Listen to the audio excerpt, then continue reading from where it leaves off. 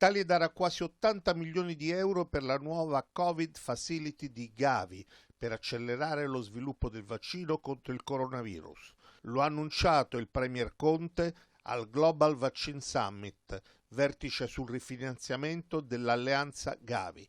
Conte ha inoltre spiegato che l'Italia darà 120 milioni aggiuntivi a sostegno dell'impegno per i vaccini di Gavi nel quinquennio 2021-2025 e ulteriori 150 milioni fino al 2030 per altre iniziative, che si sommano ai 137 milioni già previsti. Arriva il bonus affitti ed è subito operativo. La misura, pensata soprattutto per bar, ristoranti e alberghi, riguarda in genere gli immobili ad uso non abitativo, destinati a svolgere attività industriali, commerciali, artigianali o agricole. Tra i beneficiari anche enti del terzo settore e enti religiosi.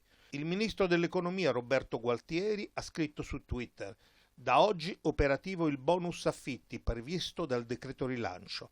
Imprese, commercianti agricoli, enti no profit, grazie al codice tributo e alla circolare esplicativa di Agenzia delle Entrate, potranno utilizzare il credito d'imposta per il 60% dell'affitto, un aiuto alla ripartenza.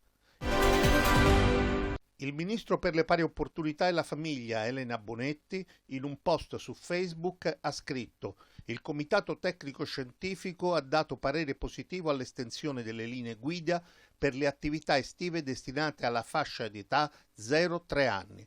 Ci abbiamo lavorato in queste settimane e siamo consapevoli dell'importanza di restituire in totale sicurezza anche ai più piccoli quel diritto al gioco e alla relazione fondamentali per lo sviluppo integrale della persona.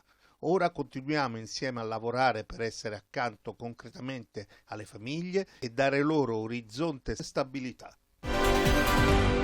Il vicepresidente di Forza Italia, Antonio Tajani, ha detto che la pandemia ha cambiato le nostre vite, ma la fase 2 non è iniziata nel modo migliore. Serviva più liquidità nel mercato. Famiglie ed imprese vanno sostenute. A molti ancora non sono arrivati gli aiuti che gli spettano. Dobbiamo rilanciare la nostra sanità e prepararla ad un possibile ritorno del virus.